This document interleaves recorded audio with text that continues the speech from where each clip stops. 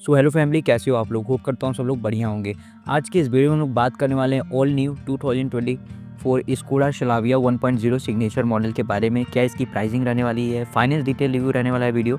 इसकी क्या प्राइसिंग रहेगी, मिनिमम डाउन पेमेंट, हर महीने की ईएमआई क्या होगी, क्या इंटरेस्ट आप पे करोगे, 1 साल 2 साल 3 साल ऐसे ही टोटल 7 साल तक का हम लोग पूरा बात करने वाले। ईएमआई और इंटरेस्ट वगैरह क्या क्या डॉक्यूमेंट नेसेसरी होंगे कार को फाइनेंस कराने के लिए, और किन बातों का ध्यान रखना चाहिए भाई लोन कराते समय, और कैसे आप अपना रेट ऑफ इंटरेस्ट कम करा लोगे। हर एक चीज़ डिटेल बात करेंगे। सो गाइस वीडियो के अंत तक बने रहेगा जिससे आपको प्रॉपर इन्फॉर्मेशन मिल जाए भाई। और चैनल पे नहीं तो फटाफट से अभी तक सब्सक्राइब नहीं किए तो कर दीजिए भाई। आपको ऐसे ही कार से रिलेटेड इस चैनल पे finance detail review, latest price, down payment वगैरह आपको मिलता रहेगा। सो गाइस सबसे पहले प्राइसिंग कलर ऑप्शन वेरिएंट की अगर बात कर लेते हैं तो यहाँ पे आपको 13 वेरिएंट एंड 7 कलर ऑप्शन देखने को मिल जाते हैं। बेस मॉडल से स्टार्ट होती है भाई Slavia 10.7 lakh rupees ex showroom. And जो भाई इसकी टॉप मॉडल की प्राइस है ये आप समझिए 18.7 lakh rupees ex showroom cost करेगी। स्लाविया 1.0 सिग्नेचर आपको 14 लाख तक एक्स शोरूम कॉस्ट करेगी एंड 16 लाख तक मोटिवेटर ऑन रोड चली जाएगी भाई। एंड ऑन रोड प्राइस बिल्कुल डिफरेंट सिटी स्टेट में वेरी कर सकती है। एंड भाई यहाँ पे एक चीज़ आप ध्यान रखिएगा, अगर आप स्लाविया ले रहे हो तो 1 लीटर के साथ 1.5 लीटर इंजन ऑप्शन में बिल्कुल अवेलेबल है। तो आपको ज़्यादा पावर फिगर चाहिए तो you go for 1.5 litre engine, वहाँ पे आपको ज़्यादा बढ़िया पावर एंड टॉर्क मिलेगी। सो गाइस अब डाउन पेमेंट की बात कर लेते हैं तो मिनिमम डाउन पेमेंट आपका 2 लाख रुपए रहेगा। डाउन पेमेंट भाई वेरी करता है कि आपका सिबिल रिपोर्ट कैसा है। सिबिल रिपोर्ट अगर आपका भाई मतलब बहुत बढ़िया है तो हो सकता है भाई जो फाइनेंसर है, लोनर है, वो आपको मिनिमम डाउन पेमेंट से भी कम फंड अगर आप देते हो तो वो मान जाए। सिबिल रिपोर्ट बेकार है तो भाई आपको 100% डाउन पेमेंट मिनिमम से थोड़ा ज़्यादा दे पे करना पड़ेगा। तो भाई अगर आपका सिबिल वो ठीक है तो 2 लाख रुपए अगर आप लेके जाते हो तो आपको बिल्कुल कार फाइनेंस हो जाएगी। 2 लाख मिनिमम डाउन पेमेंट दे के 14 लाख की आपकी लोन अमाउंट पे रहेगी। और रेट ऑफ इंटरेस्ट की बात करते हैं तो भाई यहाँ पे आरबीआई के थ्रू ही अभी रेट ऑफ इंटरेस्ट काफ़ी चल रहा है, मतलब हाई एंड पे आरबीआई ही काफ़ी ज़्यादा हाई रेट ऑफ इंटरेस्ट पे बैंक को फंड प्रोवाइड करा रही है। तो भाई यहाँ पे हम लोग 8% का रेट ऑफ इंटरेस्ट लेके चलेंगे एज अ एवरेज अगर हम लोग बात करते हैं तो।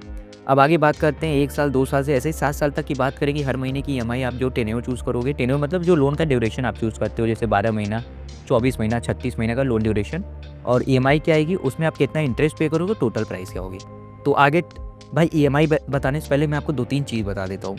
जैसे कि भाई जैसे-जैसे आप अपना टेन्योर बढ़ाओगे, लोन का ड्यूरेशन बढ़ाओगे, ईएमआई का अमाउंट तो बहुत कम होगा, लेकिन गाइस इंटरेस्ट पेएबल अमाउंट काफ़ी ज़्यादा भागते जाता है। तो आपको इन बातों का ध्यान रखना है। लोन लेने से पहले ये चीज़ पूरा एस्टीमेट बना लेना है कि हम लास्ट में मुझे इतना टोटल इंटरेस्ट देना होगा, जिससे कि कोई भी चीज़ करने के बाद आपको रिग्रेट फील ना हो, आप प्रॉपर उससे फुल्ली सेटिस्फाई हो। इसीलिए ये वीडियो मैं आपके लिए लेके आया हूँ कि आपको पूरी वीडियो में पता चल जाए कि आप कितना इंटरेस्ट पे करोगे, क्या ईएमआई आएगी, जिससे कि आपको काफ़ी ज़्यादा आसानी हो जाएगा भाई घर बैठे-बैठे। और रेट ऑफ इंटरेस्ट कैसे आप कम करा सकते हो, तो मैं आपको बताता हूँ। जिस डीलरशिप पे आप जा रहे हो फाइनेंस कराने, वहाँ पे काफ़ी सारे फाइनेंसर होते हैं, वो आपको बोलेंगे कि भाई आपको जिस बैंक से फाइनेंस कराना हम करा देंगे। लेकिन वहाँ पे करना क्या है कि अगर आप जॉब करते हो तो भाई आपका जहाँ सैलरी क्रेडिट होता है उस बैंक में जाइए, उनको कोटेशन दीजिए, बोले मुझे कार चाहिए और फाइनेंस करा रहे हैं तो आप मुझे लोन दे सकते हो। या फिर अगर आप बिज़नेस करते हो तो जहाँ पे आपका करेंट अकाउंट है वहाँ, क्योंकि गाइस वहाँ पे आपको रेट ऑफ इंटरेस्ट कम देखने को मिलेगा, क्योंकि वहाँ पे कोई जो बैंक है उनको थर्ड पार्टी को कमीशन वगैरह नहीं देना है। अगर वहीं आप शोरूम पे जाते हो तो वहाँ पे जो फाइनेंसर बैठे होते हैं उनके कमीशन देना होता है डीलरशिप वालों को, तो वहाँ पे कमीशन उनके जेब से नहीं आपके जेब से जाता है। तो वो आपको हाई रेट ऑफ इंटरेस्ट मतलब पहले ज़्यादा बताएंगे, फिर थोड़ा सा आप नेगोशिएट करोगे तो उससे कम, लेकिन आपको ज़्यादा ही देना पड़ता है। तो वहाँ से आप क्या कर सकते हो, ये काम कर सकते हो। और अपने बैंक में भी अगर आप जाते हो ना तो भाई कंपटीशन की समय चल रही है, काफ़ी ज़्यादा फाइनेंसर मार्केट में है, तो आप दिखा सकते हो ये मुझे इतने का दे रहे हैं इतने, तो भाई उनका भी टारगेट होता है कि बैंक को मतलब कस्टमर को लोन प्रोवाइड कराना, तो वो भी आपको एक अच्छा मतलब डील दे देंगे। और कम से कम भाई आप मतलब 4-5 साल तक का मतलब max to max 4 to 5 year का टेन्योर चूज़ करिए, वो ज़्यादा बेस्ट रहता है। उससे ऊपर जाने की ज़रूरत नहीं है। इससे बढ़िया बेटर रहेगा कि आप थोड़ा सा टाइम वेट करो और डाउन पेमेंट और सेविंग कर लो, वो बढ़िया रहेगा भाई। ठीक है? तो भाई हम लोग पहले 1 साल की बात करेंगे कि यहाँ पे क्या ईएमआई रहने वाली है। 1 साल का टेन्योर चूज़ करोगे तो 1,21,000 रुपीज़ आपकी ईएमआई अमाउंट रहेगी। यहाँ पे 1 साल के लिए आपको इंटरेस्ट पे करना होगा, मतलब एक्स्ट्रा पैसा देना पड़ेगा 61,000, एंड 14,61,000 आपका टोटल प्राइस होगा। अब गाड़ी की ओवरऑल प्राइस सही है तो इस टोटल प्राइस में आप डाउन पेमेंट प्लस कर दोगे तो गाड़ी की ओवरऑल प्राइस निकल के आ जाएगी भाई।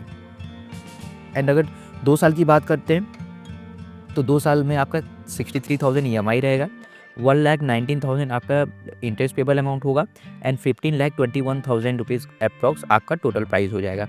अगर आप 3 ईयर का टेन्योर चूज़ करते हो तो 44,000 रुपीज़ आपकी ईएमआई रहने वाली है, 1,80,000 रुपीज़ आपकी इंटरेस्ट पेएबल अमाउंट होगी एंड टोटल गाड़ी की जो प्राइस रहने वाली है 15.8 लाख समथिंग रहने वाली है टोटल प्राइस। फिर से बता देता हूँ गाइस आप सभी लोग को, जो टोटल प्राइस है ओवरऑल प्राइस के लिए आपको जो वही टोटल प्राइस है प्लस डाउन पेमेंट प्लस कर दोगे गाड़ी की ओवरऑल प्राइस निकल के आ जाएगी। एंड ये जो प्राइस मैं आपको बता रहा हूँ गाइस, ये जो है ये सिर्फ 8% का आरओआई है, रेट ऑफ इंटरेस्ट। अगर आप कोई भी ईएमआई बाउंस करते हो, लेट फीस, चार्जेस, ये सब बिल्कुल डिफरेंट है, ये सब उसमें ऐड ऑन हो जाएंगे भाई, ठीक है। ये जो मैं इंटरेस्ट पेबल अमाउंट बता रहा हूँ ये सिर्फ आरओआई है 8% का।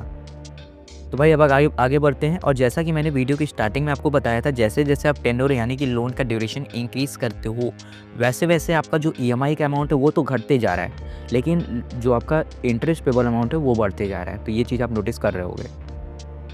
तो 4 साल मैंने बता दिया, 34,000 ईएमआई रहेगी, 2,40,000 रुपीज़ आपका इंटरेस्ट पेबल अमाउंट होगा और 16,42,000 रुपीज़ गाड़ी की रहने वाली है टोटल प्राइस।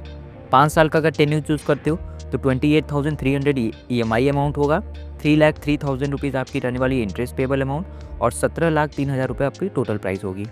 अगर आप टेन्योर चूज़ करते हो 6 साल का 6 ईयर का तो 24,500 मात्र आपकी ईएमआई रहने वाली है, 3,67,000 इंटरेस्ट पेबल अमाउंट होगा एंड 70,67,000 रुपीज़ आपकी गाड़ी की टोटल प्राइस रहने वाली है। लास्ट जो कि भाई अपना मैक्सिमम सभी बैंक्स 7 ईयर तक का कार्स पे जो ड्यूरेशन है वो ऑफर करती है 22,000 का। 22,000 रुपये की ईएमआई रहने वाली है, 4,33,000 rupees interest payable amount, 18,33,000 rupees रहने वाली है गाड़ी की टोटल प्राइस। तो भाई 2 लाख रुपये मिनिमम डाउन पेमेंट देने पर 1,21,000 मैक्सिमम ईएमआई आ रहा था, 22,000 रुपया मिनिमम ईएमआई आ रहा है, 61,000 रुपये मतलब 61,000 मिनिमम इंटरेस्ट पेबल अमाउंट हो और 4,33,000 मैक्सिमम इंटरेस्ट पेबल अमाउंट है भाई। सो गाइस ये था minimum down payment, EMI, rate of interest, सभी चीज़ें। अब बात करते हैं क्या क्या डॉक्यूमेंट नेसेसरी होते हैं कोई भी कार फाइनेंस कराने के लिए। तो इसमें भाई अगर आप एम्प्लॉय हो या फिर एम्प्लॉयर हो, दोनों की कंडीशन में आपको क्या करना होता है, जो एड्रेस और आइडेंटिटी प्रूफ है वो देना होता है। उसमें क्या होता है, Aadhaar card, PAN card, passport, driving licence या फिर यूटिलिटी बिल में आप electricity bill, gas card, ration card वगैरह भी दे सकते हो। फिर आ जाता है भाई सोर्स ऑफ इनकम, ये काफ़ी ज़्यादा ज़रूरी चीज़ होता है कोई भी फाइनेंस कराने के लिए। तो भाई सोर्स ऑफ इनकम 2 कंडीशन होगा, एम्प्लॉय या फिर एम्प्लॉयर, या फिर अगर आप एम्प्लॉय हो गए या फिर एम्प्लॉयर हो गए। एम्प्लॉय यानी जॉब करते हो, एम्प्लॉयर यानी बिजनेस करते हो, आप मालिक हो। जॉब करते हो तो भाई सैलरी स्लिप और फॉर्म 16 से काम हो जाएगा। सैलरी स्लिप आप इजीली अपने पोर्टल से ले सकते हो या फिर अपने एचआर में मेल करके भी सैलरी स्लिप तुरंत ले सकते हो। और अगर आप बिज़नेस करते हो तो भाई यहाँ पे आईटीआर आप फाइल करते होगे, उस सिंगल पीस ऑफ पेपर से आपका काम हो जाएगा। अब अगर जहाँ आप जॉब कर रहे हो उसकी ड्यूरेशन 3 महीने से कम है तो आपको एलओआई मतलब लेटर ऑफ इंटेंट एलओआई देना पड़ सकता है या फिर अपॉइंटमेंट लेटर भी। हर फाइनेंसर का अलग अलग क्राइटेरिया, टर्म्स एंड कंडीशंस होते हैं, तो वो आप उनसे चेकलिस्ट ले लेंगे तो आपको क्लियर हो जाएगा। तो ये तो सोर्स ऑफ इनकम हो गया, आइडेंटिटी, एड्रेस प्रूफ। अब आता है नीचे बैंक स्टेटमेंट। दोनों ही कंडीशन में दोनों लोग को भाई बैंक स्टेटमेंट देना होता है 3 to 6 मंथ का। और फिर मैंडेट के लिए भाई आपका यूपीआई की ज़रूरत हो सकती है और ई मैंडेट के लिए फिर भाई अपना डेबिट कार्ड की भी ज़रूरत होती है, cancel cheque, passport size photo. और आपका जो परमानेंट एड्रेस है वो अगर आप जहाँ पे रह रहे हो वो सेम है आईडी पे तब तो ठीक है, नहीं तो आपको रेंट एग्रीमेंट भी देना पड़ सकता है। आप जो करेंट जहाँ पे आप उस समय रह रहे हो वहाँ का आपको रेंट एग्रीमेंट दे सकता है, तो वहाँ के ओनर से कॉन्टैक्ट करके इसलिए आप रेंट एग्रीमेंट बनवा सकते हो। बाकी ये था स्कोडा स्लाविया 1.0 सिग्नेचर का full detail finance review. Hope करता हूँ आप सभी लोगों को वीडियो इन्फॉर्मेटिव अच्छी लगी। वीडियो अच्छी लगी इसको लाइक करके, चैनल पे नए हैं तो उसको सब्सक्राइब कर दीजिएगा। मिलता हूँ वैसे नेक्स्ट कार से रिलेटेड इंटरेस्टिंग फाइनेंस डिटेल के साथ। कोई भी कार की फाइनेंस डिटेल चाहिए फटाफट से मुझे कमेंट सेक्शन में बता दीजिएगा। Till then take care, bye bye.